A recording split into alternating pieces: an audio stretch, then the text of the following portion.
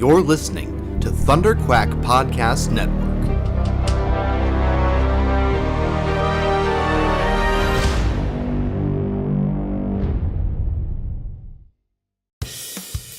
This is the Thunderquack Podcast,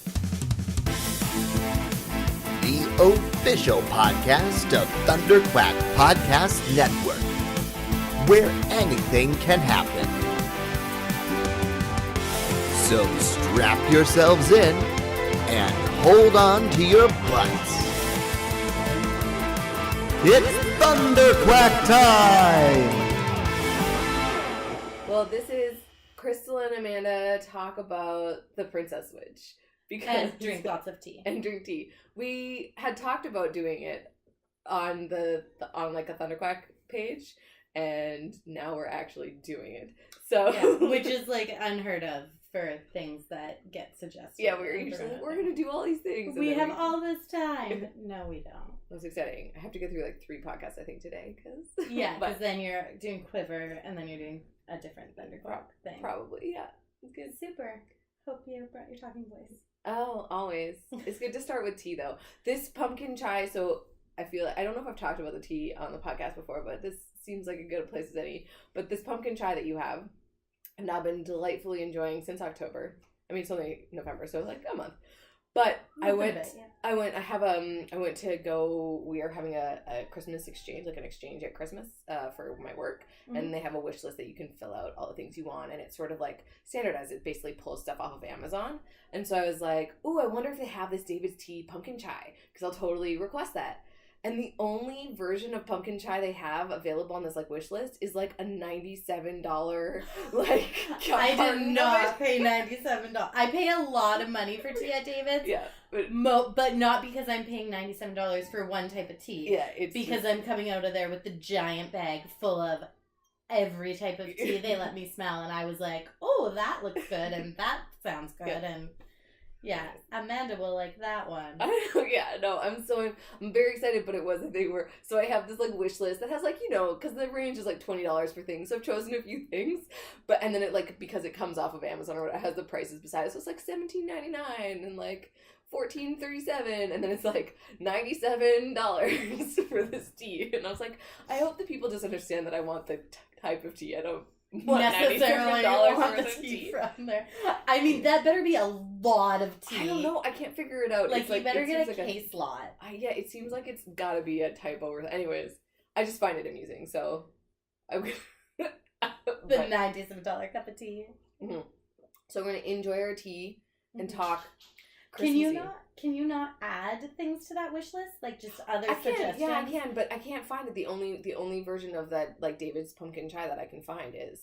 But could you not just put in the notes, like, go to David's Tea? Yeah, it doesn't let you like customize stuff because it's this free program that I'm using. Okay. And I think part of the shtick and why it's free is they make you search on Amazon and suggest things, right? Yeah, so it's of course. But of course they do. It's okay. People will get the gist of it. I'm actually really impressed.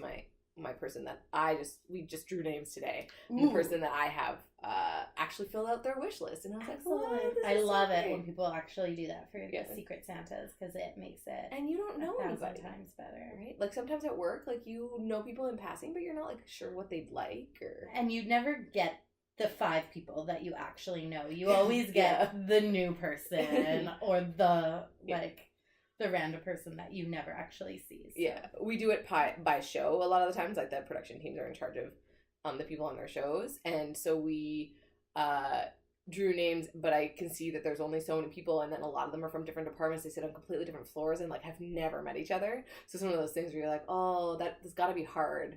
Especially there was another show where somebody got a name of someone, and they're like, do you know who this person is? I've like never talked to them before, and I was like, okay, I'll try to scope it out for you. But I think it's a good way to like get to know people. Yeah, yeah. It makes you sort of think about that other person, or like, oh yeah, I Facebook friended them 2 years ago. Let's see what's actually on their Facebook. Yeah, that's what we used to do when we did Secret Santa at work and didn't have the wish list option on it. Okay. We'd like, okay, she has posted 80 pictures of food and 2 pictures of cats. Yeah, so food or cats. That's fair. You can probably extrapolate that too, just with people. Yeah. Oh, we're doing a thing this year for, instead of my friends doing a Secret Santa, we've got a family that we're like, or we did like one of those like exciting. Yeah, those signups. It was through the YWCA, and they have a bunch of different organizations, and it's really, so we're really excited. We got a wish list for a family, which is actually like a youth out of foster care. Like, it's really cool because the program, like, you have to choose, like, what they tell you which program it is, and so the program that we have is something called YWCA Strive, which is like a program here. In Vancouver. And anyways, I'm so excited. This has never happened before, so they give you like a limit and then you buy gifts for the one person. So I haven't really done a lot for it yet, but So it's just one person. It's not like the family. Well, it's called the family, right? Like, because they register. But I mean, a youth out of care is their own family, right? So Okay. so it would just depend. Like, you could choose, if you really wanted to narrow it down, you could choose the organization. And there's some that are for like single mothers and stuff. So I'm sure if you really wanted to like specify things, you could, because then you give a limit. You're like, we'll buy for a family with 2 people in it. So like a mom and a kid or whatever it is. So you get to specify like who it is that you'd buy for, what you'd buy for. So I really don't know how it works. This is the first time I've ever done it, but that's really exciting. But I'm excited, and hopefully it all works out. But I love that this is all still relevant because we are talking about a Christmas movie. So I feel like we can talk about all the Christmas things. We can. This is how we'll just meander as we get there. It's the best kind of podcast. Whatever. We'll get there, maybe. And I mean, maybe in like a while, because then Mike will have put her to bed and she'll be sleeping. Oh, what's this? Did you watch The Princess Switch with Cara? I did, yeah. Oh, does she get it? Like, is it like, because she's quite young still, so she gets movies. Okay. She understands. We'll get into her opinions on it. Do you want to know them? Of Cara's opinions on The Princess Switch? Of course. Yeah. So her main opinion on The Princess Switch is that it did not have enough music, and that was very disappointing. Okay. There were no songs. That's until true. the end. Until the very end. That is a very valid criticism from a 2-year-old. And she really likes songs in movies and getting up to dance. Her favorite show to watch is So You Think You Can Dance, because there's lots of music and she can dance along and copy them. And it's somebody that can sing and dance that's starring in the movie. Oh. Yes. So I anticipated there being more music. And then in the beginning, the little girl in the movie is a dancer. Yeah, so like, where is the music, guys? That is a very valid criticism. I never thought of it that way. And actually, it wasn't until I was driving here today that I was like, oh yeah, we're going to talk about The Princess Switch, that I even clocked that it was Vanessa Hudgens. Because it's like, I know her, know her, but I didn't go like, oh, High School Musical, Vanessa Hudgens. Like, I didn't do that when I was, because when I turned it on, I was just going to watch, whatever movie it suggested. Crappy Christmas movie. But it took me a while to realize, because I always think of, there's like a group of people, and I always think of sort of like Demi Lovato and Selena Gomez and all those people sort of from that generation of Disney or whatever it is. Yeah, and so sure. I sort of loop Vanessa Hudgens into that, even though she's sort of like a little separated from it. But anyway, so I didn't like specifically pick out like who she was. But now that you're talking about it, I'm like, yeah, totally. And I feel like the lead in it too is also a singer, like the guy lead. Or somebody, I don't know, he's somebody that was famous, but I didn't know why. Yeah, I know he was famous, but I don't know why either, and we should probably have looked up information about. Okay, I don't know if you're clearly new to this. This Do game. We have a let's Google that segment? We just keep talking as we go, and then. But this is why, if you notice, I had actually grabbed my phone the second that you said that, and so I was like, that's odd. Yeah, no, we don't know who they are, but good job, Amanda. Just text while we're talking, right? So now do I need to carry the conversation while you look this up? No, I conflated my movies. I watched, full disclosure, I've watched a few different Christmas movies on Netflix, and one of the first ones that came out was actually called the Holiday Calendar. It's called The Holiday Calendar, and it starred one of the women from The Vampire Diaries. And playing against her was a musician. Okay, I totally messed up my movies. So now I'm back to The Princess Switch. Okay. No, I remember The Princess Switch being a thing, but it just, and I was going through Christmas movies, and as I was saying it, where I was talking about singers, I was like, oh yeah. they're all generic, like, movies about generic Christmas things. So yeah. anyways, holiday calendar is cute. Is that the one that the ad is in the Christmas? No, that's the Christmas. In the Princess Switch? That's the Christmas Prince.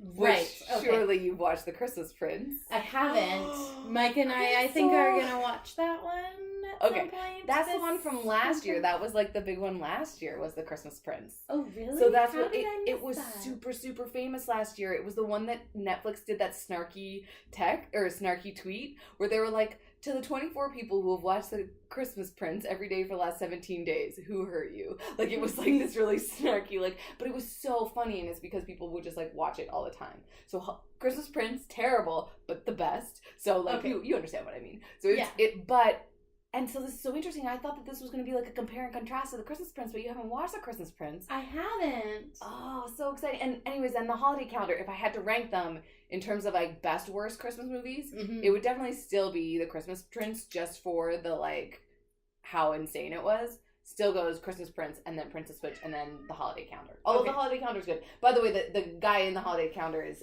Quincy Brown. So and Kat Graham is the girl that's in it. But I just, because I had been talking about it, I wanted to like actually mention it. Yeah. But yeah, no, I don't know any of the actors in this movie aside from Vanessa Hudgens.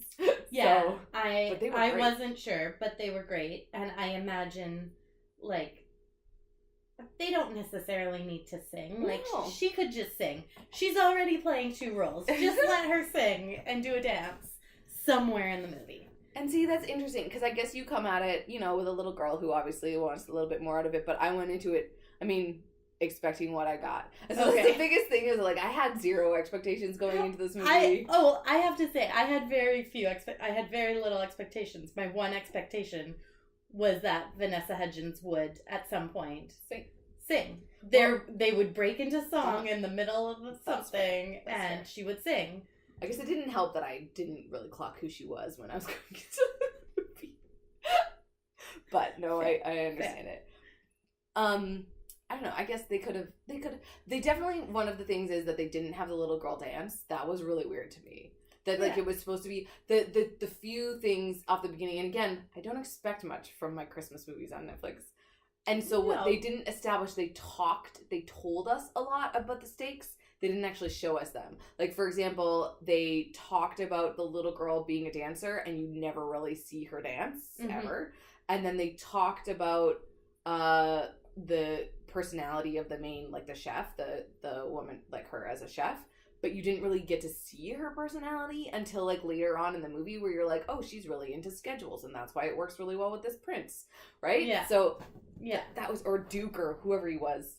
They were trying real hard to, I don't know, toss around fake royalty. I love that when they always make up different places that like fake this is princess. A famous place where there's a princess, but you've never heard of it before. Not a real place. Yeah, no, but it's so good. It works. It works for what it needs to. Yeah, absolutely. But anyways, the Christmas Prince. There's now a new one coming out called The Christmas Prince, like, 2. It's like the Christmas Prince Holiday Wedding or something like that. It's like because it was so popular last year. Okay, and so Mike and I are gonna watch that this coming week, and then it's terrible. I'm so excited for you. It's awesome. Like in the best way. I love it. In the best way. Yeah. So my main criticism is that there needed to be music because Kara got bored. Yeah.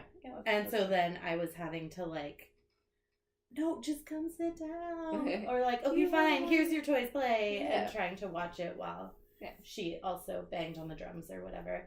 And then at the very end, she wanted to listen to the song 15 times in a row. So we had to go back a couple times. Now I'm trying to remember what the song is at the end. Because the song that I'm thinking of, they also do a song at the end of the holiday calendar. Well, I'm pretty sure it's not until the credits. It was gotcha. The song in the credits where she was like, let's dance it. Yeah. And then where they're actually dancing at the wedding or whatever. Oh yeah. Spoilers for the Princess Switch. I mean, in case you didn't figure it out, they all fall in love. Oh, it is the best. Okay, I do have to say, I love one thing that gets underutilized in mainstream media just as a general trope is like platonic male female friendships. Mm-hmm. And the fact that the baker and the like sous chef is that what it's called? I know. Is that what it's called when it's the baker? I don't know. It's like a sub baker. I was gonna be like the assistant baker. I don't know what he's called, but sous chef for lack of a better word, because he's sort of like her sous chef if she was a chef instead of a baker. But the fact that their relationship was so genuinely friendly was so great and refreshing to me. Like that was that it wasn't ever a thing that he like, I don't know, it just worked so well because he genuinely was not in love with the other girl, like his friend. Like he genuinely, it wasn't until they switched that he started being like, oh, should I love you? Did I miss something all these years? And that to me was really, he wasn't like a piney dude that was sitting there being like, oh, I'm in love with this chef, if only she loved me. Like, it wasn't, and it was genuine on both sides where they were both like, no, we're better off as friends. And not even we're better off as friends. Like, we're just friends. It's not just, even yeah, no, we just love each other, but we love each other platonically, and we're, like, I'm her godmother, or like all these things. Like, it just worked out. I don't know. I really liked that, and I think the thing that I miss a little bit is them exploring that more. Like, again, I needed the setup for it a little bit more to care about her as a person and the journey that she went on with the prince, because I actually cared much more about the, like, princess or the queen, duchess or whatever her name. Yeah, I don't remember. Vanessa Hudgens 1, Vanessa Hudgens 2, when the one that was like the Duchess. The Duchess. So it was the Duchess, which was a little bit confusing for Cara and not so much for me. Oh, but it was confusing for me too. I was like, okay, if you're making up a fake place, make her the princess of it. Why does she have to be the Duchess? Because they can't make up too many fake princesses on Netflix now. There's only so many fake princesses. But then call it the Duchess Switch? Oh yeah. Okay. It's called the Princess But Switch. because she's marrying a prince, and so she's gonna be a princess. They did talk about that a couple times. And the Duchess Switch, this doesn't have the same ring. It just doesn't have the same ring. But, like, then make him a duke and her the princess. That marrying or something. But then I guess that would make Vanessa Hudgens 1 not become a princess. Yeah. Right? So it just doesn't have the same It just logic. doesn't work. It doesn't work as they thought about it. I'm sure they did. They thought about it. I do love the amount of movies that exist where it's like somebody, I think Selena Gomez was definitely in a movie where it was like another princess, or it was called Monaco or something, or the Princess of Monaco or something like that, where it was a similar thing where it's like this princess that finds this girl that looks just like her and then is like, oh, I can't deal with my princessy duties and I need somebody to do it for me. So it's just like, it's a trope. And that's, I think, maybe why I forgot who she was, like the main lead, because I was like, oh, this is, Monte Carlo is the name of the movie. Okay. And it's like a similar, actually, speaking of because of Quiver, it's actually a movie that, Black Canary, like Laurel, she's in as just like a teenager or really early 20s. So it's Laurel and Blair from Gossip Girl are the other two girls, and then Selena Gomez is the main one, and she basically plays a princess or whatever, or a British heiress or something, somebody really rich and famous, when they go to Monte Carlo, and then they switch places. And so it's like, I don't know, it's different. It's not about princesses, but their real names, Blair is Leighton Meester, and then Katie Cassie, obviously from Quiver, are in this movie with Selena Gomez, and it's a similar thing. Okay, yeah, gotcha. Where Monte Carlo. So, if you didn't get enough of the Princess Switch, if you're looking for a recommended similar situation, a Princess Switch adjacent film, Monte Carlo is the one for you. And apparently also the Christmas Prince. And the Christmas Prince. So if you want both of those except separate kinds of things, yes, definitely the Christmas Prince and Monte Carlo. Okay, well, we will get on watching both of those at some point, maybe before Christmas. Yeah, it's all good. Maybe, we'll see. We only have time for so much. That's true. So I guess, what was your favorite thing in the movie? I think it was the relationship, and like the like friendship relationship between the two. I mean, we should use their names, but I forget what they are. But also I love when there's somebody that immediately knows it's not them. So the fact that the little girl had such a good relationship with, I am gonna look up their names because I can't remember. Vanessa Hudgens one or whatever. That they had such a good relationship, and she immediately was like, "You're not my friend. Like, you're not the person that I see every day. Who are you? Like, what's going on?" That was really realistic to me. Like, I really liked that. Yeah.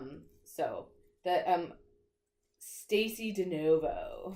Stacy, that's it. I knew it started with an Right. S. You did. You were right.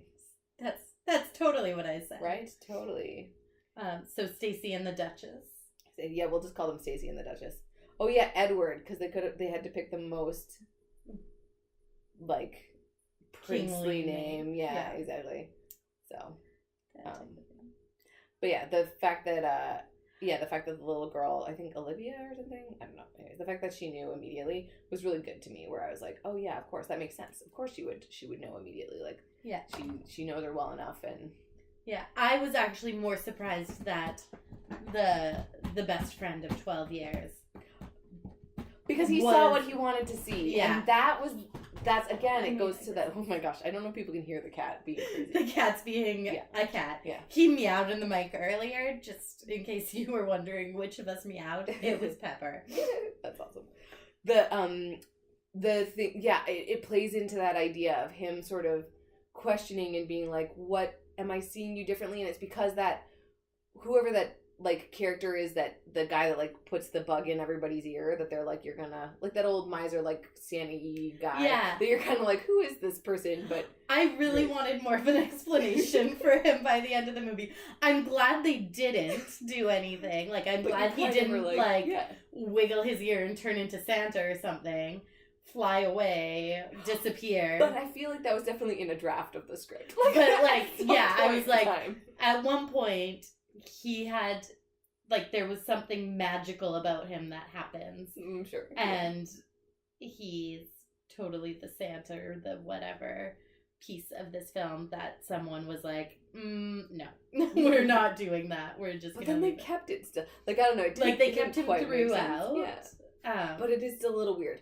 But it is how I get away from it not being as weird that he didn't question it. It's because he had, like, somebody had told him earlier, like, maybe you should look at her a different way. Or things like that, right? Where he, like, knew, he, like, set them all up to succeed. I'm using my air quotes here. To succeed in the craziness that is whatever it is.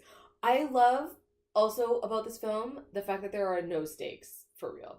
Like, when villains are really, like, not villains at all. Like, the antagonist in this story is, like, a somewhat disgruntled butler figure who just wants to crack a case, but, like, isn't actually vindictive. Like, that's the thing when you have, like, sometimes they'll, like, hype up the drama where they're like, oh, there's this, like, person that wants to steal the throne, and you'll, when you watch the Christmas Prince, you will know exactly what I'm talking about. Okay, gotcha. But, like, they have somebody who's, like, trying to steal them, or, like, be really, but really it was just this butler being like, something's fishy going on here. Yeah. What's going on? I'm gonna And then when he figured it out, it didn't matter. Like, it was this thing where was like, okay, sure. Like, the queen was really accepting of what the prince wanted to do, and then it really was this internal struggle for Stacy and for the, like, Duchess to be like, what are we gonna do? We both love these men that are not the men we're supposed to be with. So I love that. And it's a thing where it's like, I understand that doesn't make for good drama, but I love that kind of, like, it's like... I love the low stakes drama. I totally forgot about that villain. I was thinking about the villain that was her the baking. Oh, yeah. But that also had no stakes. But that also had no stakes, and I was like... So you went there the night before and you cut the cord? Yeah, like, really? That's the best you could... That's what you came up with? Yeah. And where they're like, oh, it made it a little bit less stirred. And I'm like, surely they needed that mixer to make the rest of the cake. How was it just for the interior of the cake? what I was wondering too is like, but when did they do the rest of the cake? What did they use for that? Yeah. And also, would the judges not see that her mixer is broken and just grab her another one? Yeah, right? Like, it makes zero sense. But it did not. Like, but I was also like, this movie doesn't make sense already, so it doesn't need right, to. it was just one more absurd thing on top of everything else, and you're like, that's okay. Whatever. It's fine. It's okay. It was still fun. It gave me everything I required of that movie. Yeah. And, So I really loved when they went to the orphanage and then went, like, I loved the scene in the toy store where she was like, you haven't played Twister? And then it went to, like, her shoes, and I was like, those shoes! Oh my god. I don't remember the shoes. The shoes! Okay. They were ridiculously high heels. Oh, how could you play Twister in heels? Well, she took them, like, that she, like, took them off, which is why yeah. they showed the shoes. But they had, like, the strappy thing around the ankle and whatever. They were just really nice shoes that I was like, of course you would have those, Duchess. But how would the baker know how to walk in them properly? Yeah. Oh, that is always the most unrealistic thing about, like, people that switch places, and you're like, you wouldn't be comfortable in those clothes. It makes no sense. You couldn't walk in those shoes.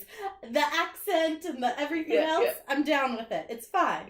But those shoes, no, you would absolutely fall over.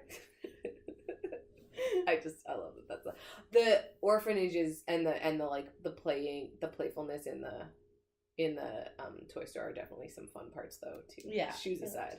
I did love the playfulness in the toy store, but the shoes were definitely like, those were beautiful. And I do. There's certain things. So I've talked about this on Quiver every now and then, that Netflix really nails something about rom-coms in a way that other people haven't yet. And like The Princess Switch isn't a good movie, and it has a lot of flaws in it in terms of like when it comes to actually like again like establishing the character off the top and like what are the stakes of this film. But there's all fun and enjoyable, and at its core, really the character development is pretty good in terms of like not caricaturing anybody. Like the prince the prince, you genuinely see him like fall in love with this other girl, or Stacy, right? So you're not just being like, oh, he's just a prop to be used for, in the same way that we like say in things that are like made by men and then the women are props or whatever. Sometimes that has a tendency to happen in things that are like particularly made for women or have a lot of female protagonists, is sometimes the men become like props and they're not really important to the story and they're just sort of whatever. But the fact that the relationships seemed pretty two-sided, like it wasn't just about one person, and that is, again, I can't help but relate it back to the Christmas Prince, in that I feel like one of the things there is that the relationship was a little odd, where I was like, are you sure that he loves her? And I mean, haven't seen it in a year, so maybe I'm different and I'm excited to hear what you think.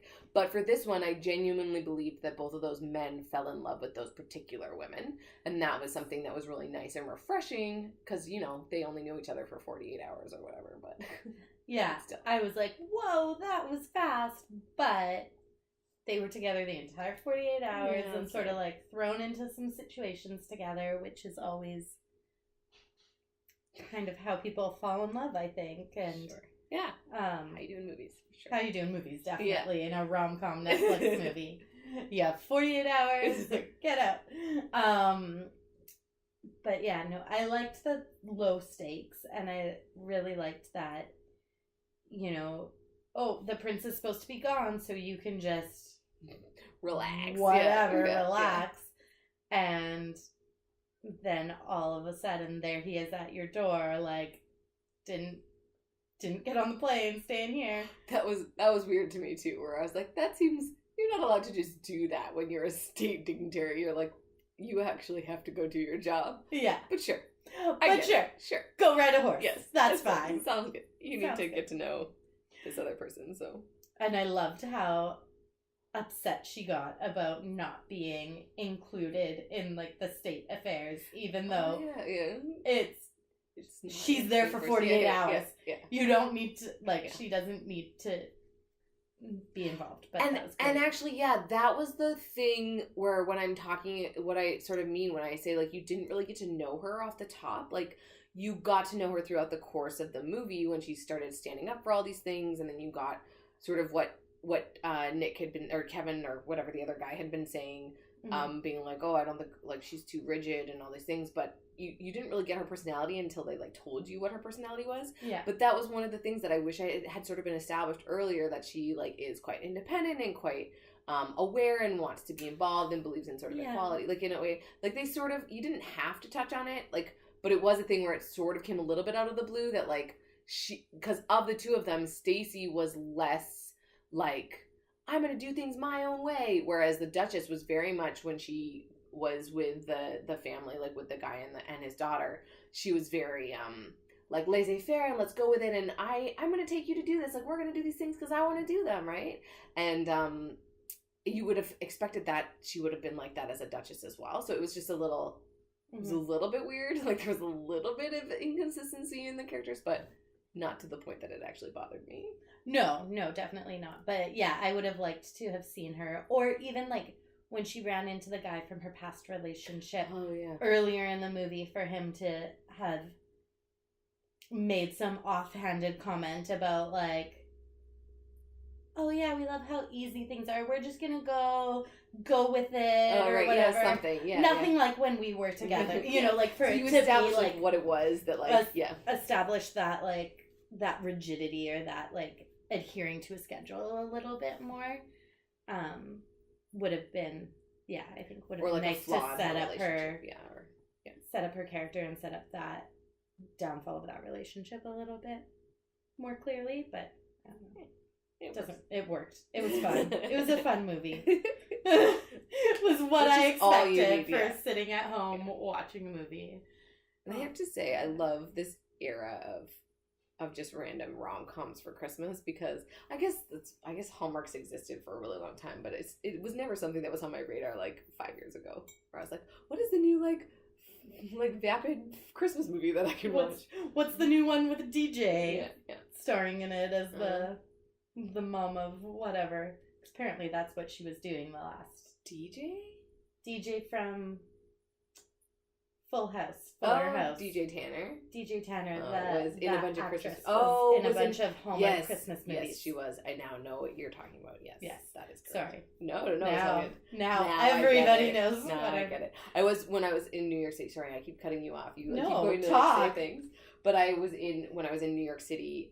It's kind of, I've never been there actually for Christmas, or like close to Christmas, but it was because it was just before Thanksgiving, or American Thanksgiving at least.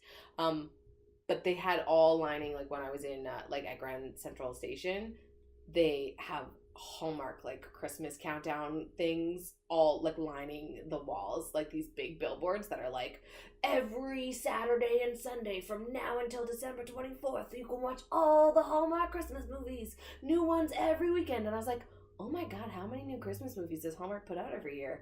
A lot. I guess that's the answer. And one of the things that I've found out fairly recently is a lot of them are shot in Vancouver. Oh yeah. Like, we have friends that are producers apparently on some of these things, or work on some of these sets, and are like, we pump out like 8 movies a year. Yeah, it's like Hallmark Christmas movies. Yeah, because they don't. I mean, spoilers, but like, they don't need union crews, so. They're like there's this weird mid stage where Hallmark doesn't have enough of a budget to pay for union, like they're non-union shows when it comes to crew. I think they still have union actors and stuff like that, but it's just like this interesting discrepancy in Vancouver's like community with people that are working on shows. There's a lot of people that are doing Hallmarks that are not part of so when they can't get union work, they'll go onto Hallmark movies. But interesting. And so then they just don't pay as well, or they don't have their union. They don't have to. Yeah, it's just a little different. Like, it's not scale. Like, I mean, I think that like actors are scale, and there's some stuff that's scale, but it's like lower end of it, and okay. So it's just different rates and a few different rules, but not in any bad way. It's just different. Just different. Yeah, that's fine. Yeah. I don't know. Any other thoughts on what were we talking about? The Princess Switch? Or Hallmark movies? Whatever, yeah, no. I feel like we covered a lot of things. I'm actually very impressed for our first duo podcast. We kept threatening to do this for a long time, to podcast together, and we never did yet. So. I don't know. Mike likes to talk more. And so, but it's he nice. does It's it. nice for you. It is, yeah. But every once in a while, you have it built up. It's been 7 years, so now you I guess. can actually. Has it been that? Yeah, I guess it has. Mhm. I thought it had been longer. Mike's been podcasting longer. Oh, with yeah, Star yes, Wars. yeah.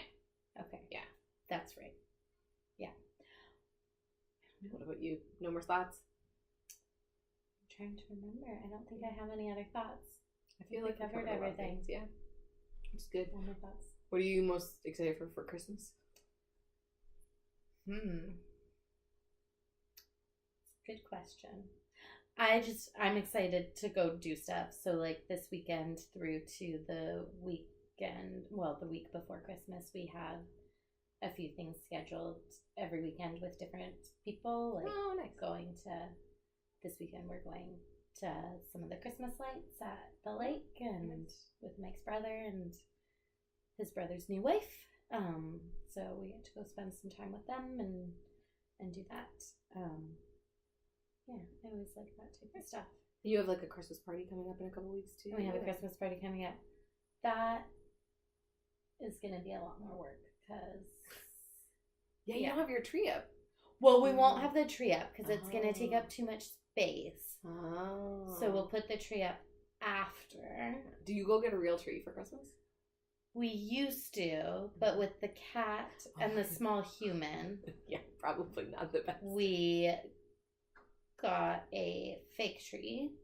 So we'll put that up. And it's got the lights built in. Right. Which I love. And then Mike strings more lights on it. Yeah. Which is wonderful because more Christmas lights are always good. But yeah, and then we will have some of the other decorations and stuff out, so we should probably do that soon. What about you? What are you most excited for? I just getting to do the Christmas things. I had to write an email today to everybody at work. I'm part of the culture club at our where we do all the activities and things. Yeah. But so we're just planning all the things, and I think one of the things that we're doing is a Christmas bake sale, where like people like donate baked goods and then we sell them and give the money to charity, and we do like 50-50 raffles, and then we have our Christmas party, and so I just really get into holidays in general, just like this and Halloween that just came off. But like I said, as I was talking off the top, like I'm looking forward to the gift exchange this year, where we're actually like getting something for this like family. And then I'm also actually gonna try to do certain things. I've been invited to your Christmas party. Somebody else does like a Christmas tea every year that I never make it out to, so I'm gonna really genuinely try this year, because usually I'm just like, ugh, I don't want to do things. But this year I feel is the year where I'm like, you know what, I'm an adult now, I need to start making decisions about doing things, because I always think of going sorry, I had to sneeze. Bless you. I always think of when I have to go home for Christmas. I'm like, that is my Christmas, is like spending it at home with my family. And I'm like, actually, like I need to start having more Christmas things that I do out here, because there is, and I just sometimes don't do them, because this is the first year that my sister is like has this new boyfriend and is spending Christmas Eve at her boyfriend's parents' house. Okay. And that's never happened before. Like it's really weird. Like usually, like and the weirdest part is that I've never met him.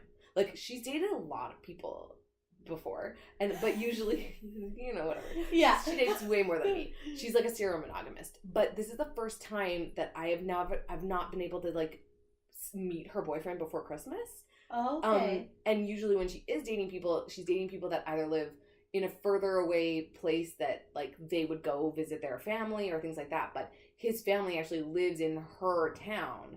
Okay. And we live like in the town like at 45 minutes away. So I'm going for Christmas and I spend it with my family, but she's going to actually stay in Kelowna to be at his house. And then I'm like, so you're not going to wake up with us on Christmas morning. And this will be the first time in 30 years that my sister hasn't like woken up with us on Christmas morning. So it's the first thing that I'm trying to reevaluate like all of my Christmas traditions as of a week ago, when I just found out that information, where I was like, I'm coming down for Christmas and I thought it was going to be all about us, but you have your own life. And I was like, Amanda, you really should get your own Christmas thing.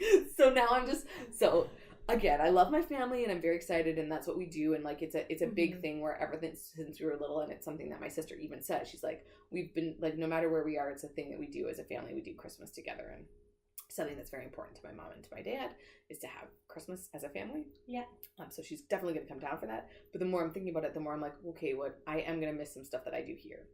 Yeah. It's just making me realize that I'm like, Christmas can be not just the one day. It's sort of like this season and all these things that you can do. Oh, yeah, absolutely. And that's something I always took for granted, right? Where I'm like, well, I never get to spend it with my friends because I always go home, which is, I can't just, it's not just an hour away. It's 5 hours for me to get home. Yeah, so I no, go there if you're, and I stay there. Yeah. If you're going, you're gone. Yeah. And so, like, all these friends that I've had for like a decade, I leave them and they do their own things, but a lot of them don't do like hardcore Christmas because their families aren't here either, and they just stay here and sort of do stuff as friends. And it's always been a weird thing to me where I was like, that doesn't make sense because Christmas is like with your family. Like, it's not for everybody. It can be different things.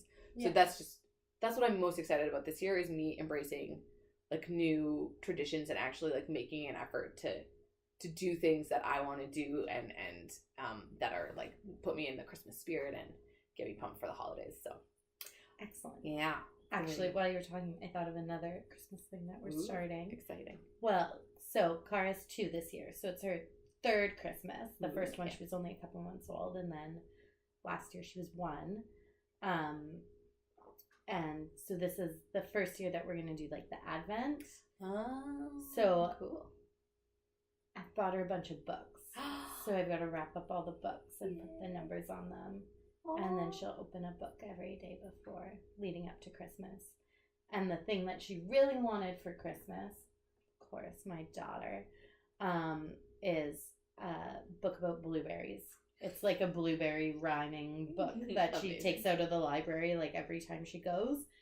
So we got her that from Santa. Aww. So that will be like her final Advent, like her final book. That's the cutest thing. It makes me so happy. Right? And reevaluating her Christmas gift, because usually I get her books, but I'm kind of like, well, if she's going to get 25 books. She is going to get 25 books. Maybe I'll get her something different. But it's good. I fully advocate for getting her books. So I can never say no to books. And she has a very full bookshelf at 2 years old. It's the best, though. It is a thing where it takes away all the guilt when I'm like, I've now started just shopping at Chapters all the time, and I just buy so many books, and it's my favorite. Chapters. Just being there. I was definitely there the other day, and I said I was going to meet my friend at 8, and then so I was like, okay, well, I'm going to go right after work. So I went right after work, and usually I go a little later, but I was like there at like 6:15. I was like, yeah, that's great, or 6:30 or whatever. And I was going to meet them at 8 o'clock, and it was like 7:45, and I hadn't even like got the things I actually went there for. I was like, what? But yeah, that is the danger with going into Chapters. So good. But I got all my Christmas gifts basically in one go, where I was like, nice. You're all getting things from Chapters. That's the ideal situation, really. Yeah. Yeah, no, we get a lot of stuff there too. But yeah. It's good.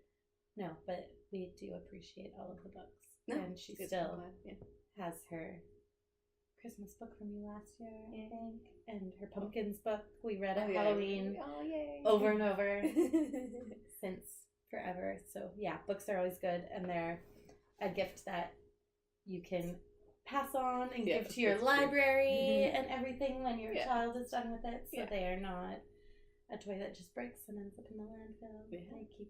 They keep on chugging along, which is awesome. Do like. Okay, well that's great, and I don't know if our intro actually works, but we can do an actual extra on here. Exit, whatever it is.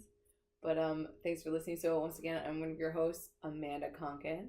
And Crystal Cohen. Yay. And we're drinking tea and talking about Christmas. Yeah, it's so good. I don't actually, but like, you're Mike's wife. I don't think we ever actually said that. I feel like people assume when you say you're everybody should know that. They should know that. But it's like, but it also is like, if this is your first like Thunderquack podcast.